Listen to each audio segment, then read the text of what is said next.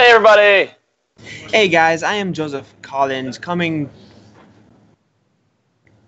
to you with 4GB TV, and today we're going to show you the top five, or not the top five, but our top five heavy board games for people who are looking for more depth, more strategy. So we're going to get right into that, and joining me today is John Caspian. How's it going? It's good, Joseph. That was a good freeze there at the beginning. Yeah, it's freeze. I was trying to get that what was it? I was trying to capture a camera freeze, just for dramatic effect. It worked. There you go. There you go. So, how's everything going with you?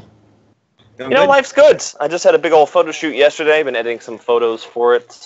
50 people, so it's quite a bit of photoshopping, but life is good. Oops. Are you excited about the list coming up?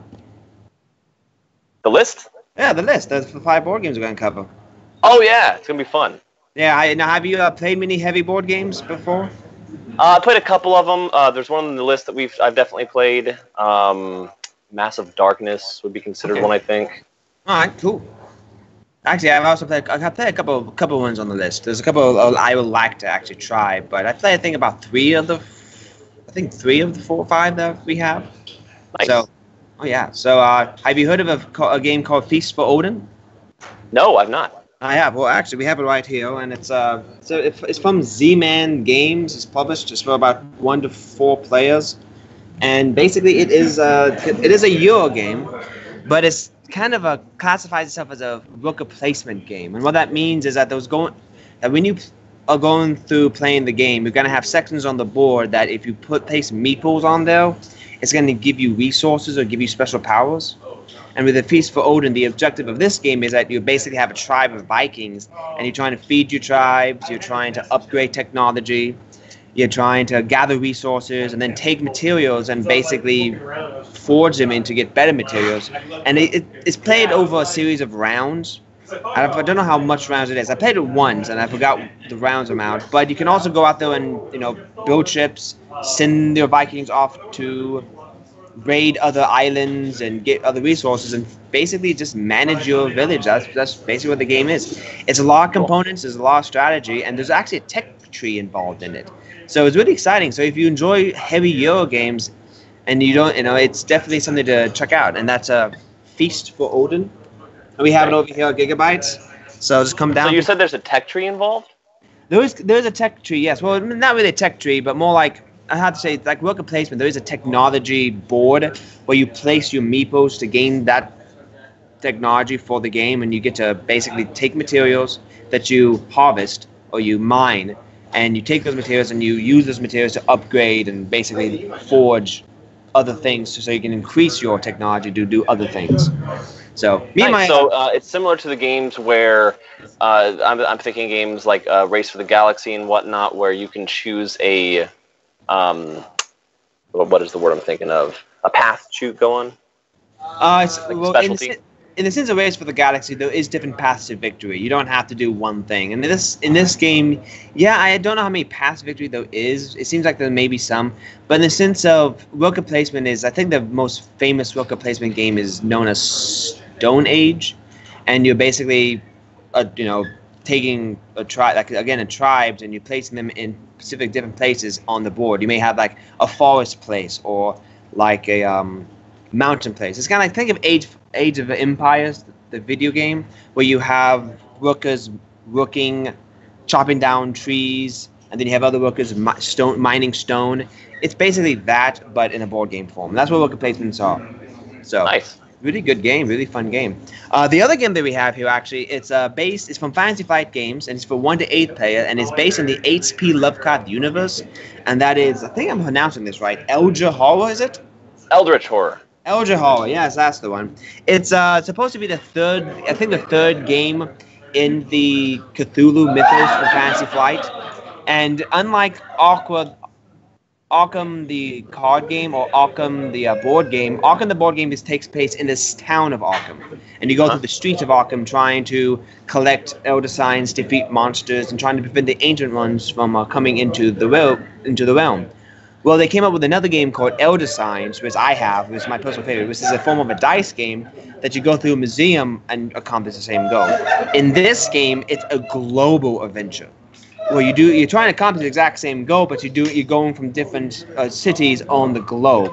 So it is classified as a adventure game, and this is a game I haven't played, but I have seen other people play, and it seems like it does do a good job of, if you want to expand outside of the realm of Arkham, it does a good job of doing that, actually. And it is 1 to 8 players, and I heard that it's really, really solid game, and it does give a good feel of that global adventure. So it's really fun. So Nice. It sounds like it's really fun.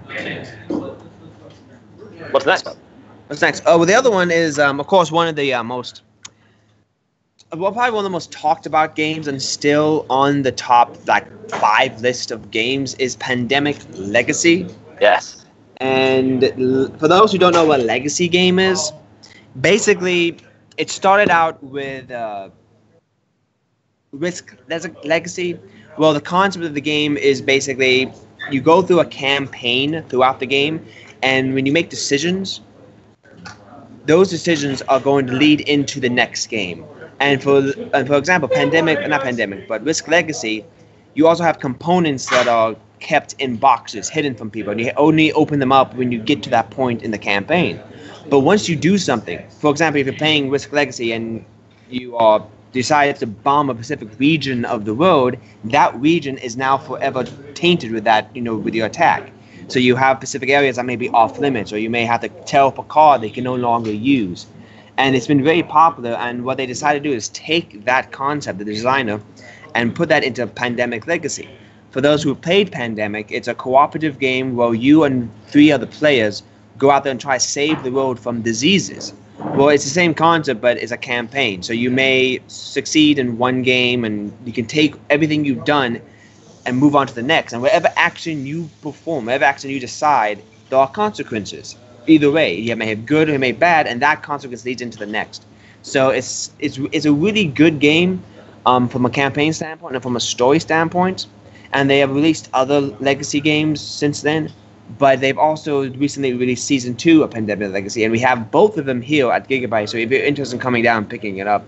So, now, the really interesting thing that I found when I played Pandemic Season 1, going from one basically story arc to the next, your characters that you're playing, because the idea is that you're playing a character, a paramedic or a scientist or a researcher, they get traits that change how you interact with the board per game. One of them I remember I got was like shell-shocked or something, or PTSD, because I had to clean up so many. Depending on what you do during the game, that affects the abilities and the traits that your character gets. So I ended up getting PTSD, and I ended up getting better at cleaning something, but if I had to do too much, it affected my character somehow. This was a while ago, so I don't remember exactly, but it was really cool. It was very fun. No, it is fun, and it definitely is basically it is definitely a very popular form of game, a mechanic, and I can understand why, because to be able to have your own unique board, that's another thing. You get to create your own unique board that no one else has, and that it could develop differently over time. Now, the thing is that once you go through the campaign, that's it, and that's why Pandemic is releasing different seasons so that you have more to do. But no, I mean, actually, matter of fact, if you know, have you heard of a Portrayal on House on Haunted Hill? Yes. House, yeah. They actually have announced a legacy version of that. Really? Yeah. So that's going to be... So the original game of that has dozens and dozens of stories. They're all their individual ones. You get a lot of the same elements, like there's the basement, there's the ceiling, there's the second story. Depending on like what you pick up, because it's all based on pulling cards and revealing cards.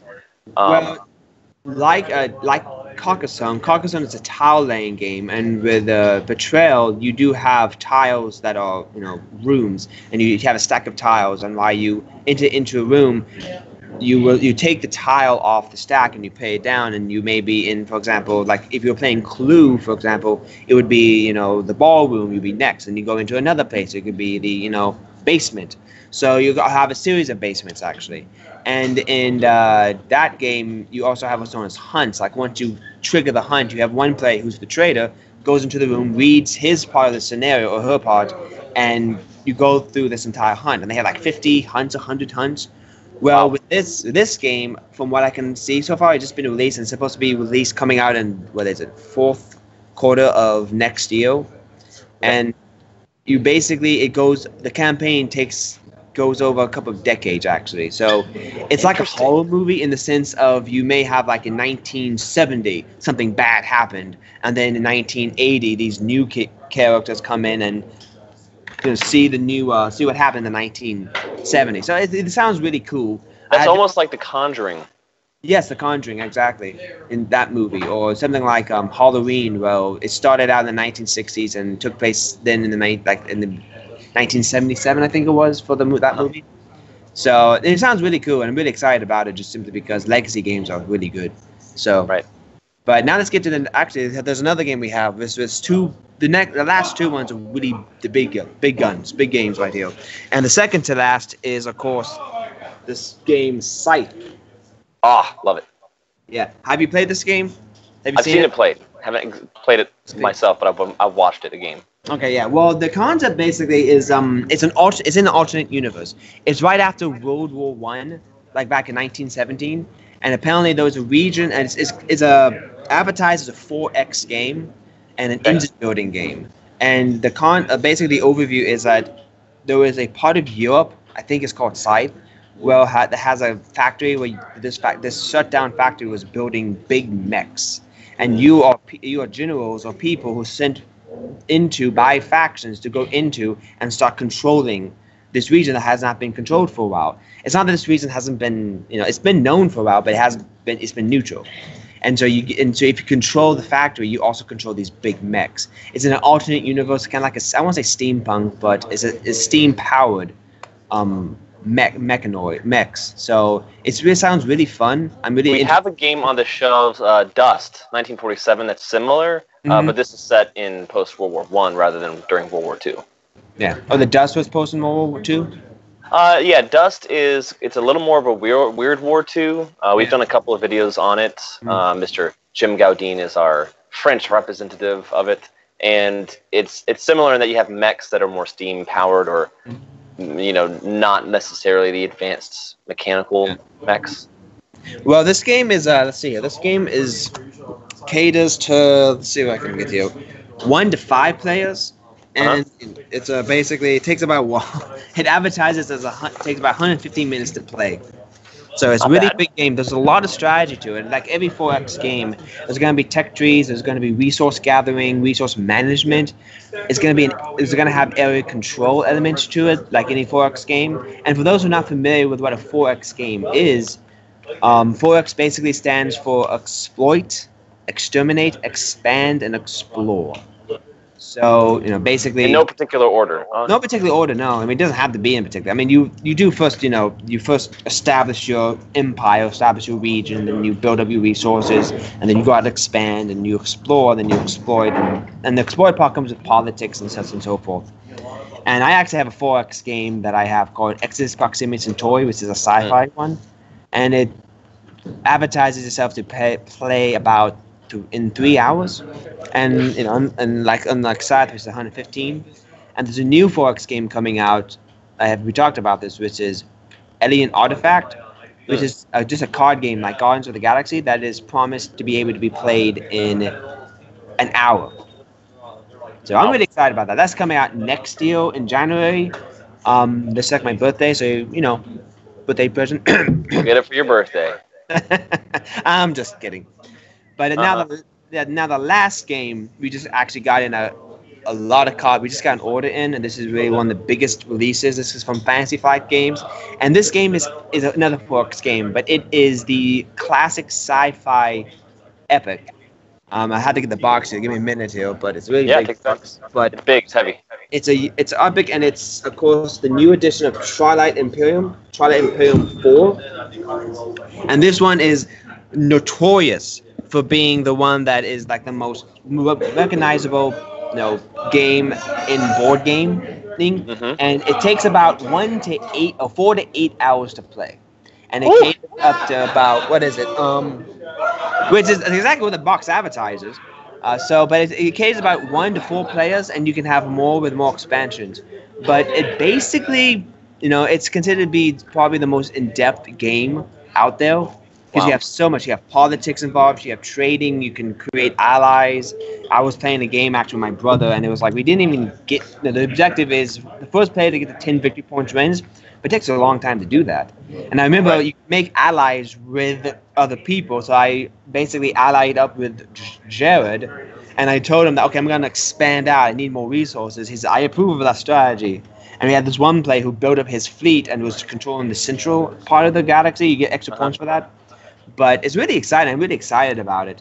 So, I mean, you have all these strategies. It's another 4X game, and you get to build these fleets, and it's a space opera. And the universe and the mythos is really rich and really deep. You have a lot of alien factions you can play.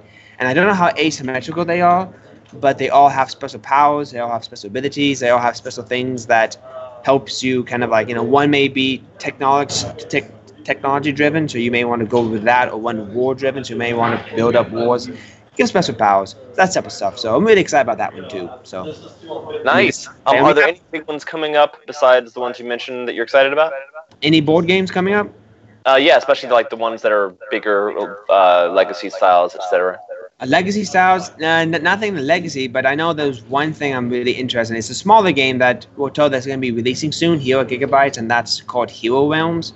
And it's a cooperative campaign deck. And Hero Realms is a deck builder that basically is the Star Realms version of, a fantasy version of Star Realms. And for those who don't know what deck builder is basically you get the starting hand of, think of Magic the Gathering, but instead of having to buy all these booster packs, which is, this is great. This is fantastic. We actually have a Magic room over here, so if you're interested in getting into that game, just come down and we'll be more than happy to help you get into it. But, a deck builder basically starts with Dominion, but all the cards you need is within that one deck. And each player is given a starting hand that is money, basically, and you get to have that currency and buy more cards. So in this game, it is a one-on-one combat game where you have to defeat your opponent. So you have a deck of cards, and you have a tableau or trade deck or trade row of 5 cards. And you're just buying cards throughout the game, and you can attack your opponent for an X amount of combat. You can draw different cards. It's a really fun game. It's a really quick game, and it's a really well balanced game. And the White Wizard Games came out with the Hero Realms version, which is fantasy. And basically now they have also came with these character packs. You can play with a mage or a warrior or a thief or a rogue. And now they have this campaign deck where you basically are playing against the AI, and you go into a campaign. It's cooperative, and it's really exciting. And along with that, they're also coming out with 2 boss decks that another player can play with. You have like the Dragon deck, Necromancer, so you can have your friends play up against somebody else. So it's really exciting. Alien Artifact, I'm really excited about that one coming up. Like I said, I mentioned that one. And also the game Small World. Yes. Yeah, it's come out with a new expansion. Okay, what is it? Basically, the expansion is it's a sky expansion where you have sky islands, and I think. Cool. But the thing is, like, unlike all the other expansions where it's kind of a replacement for the original map, this one you can add on to the map. So you can play either on the small world itself or in the Sky Islands. To my understanding. And then you can find more about that. If you're interested in more about that, you can go to daysofwonders.com, and they have all the information there. Sweet. So, really excited about all these games. And 4X, I really do enjoy 4X games. I enjoy heavier games. All these strategies. It's really fun. And for those who are looking for more, a more, I wouldn't say satisfying experience, but more in-depth experience, these games are a lot more it would be right up your alley. It's great for weekends. It's great, you come over to Gigabytes and you can play as soon as we open all the way till closing. Mm-hmm. There's things like Gloomhaven are very similar to that as well, like campaign structured. But overall, any of these top 5. There's also... And great Christmas presents, too. Oh, yeah, definitely. And there's a great way to play with, what is it? A great way to play with family. And I actually, the Hero decks, we're going to be getting it, I think, probably in the next 2 weeks for Hero Realms. And I'm like, that'll be a great thing to play during Thanksgiving. Absolutely. I love it. So cool. Anything else? No, that's pretty much it. I mean, that's the 5 games that no, that's 5 games I had to highlight, unless there's something else you want to talk about. So. No, I mean that's good. We could always talk about Star Wars, but we're going to talk about that later because it's not strictly speaking about board games. So we'll talk about the new Last Jedi in a future thing. But thanks for joining, everybody. Again, I'm John Caspian. And I'm Joseph Collins. And we will see y'all next time. Bye-bye. Bye.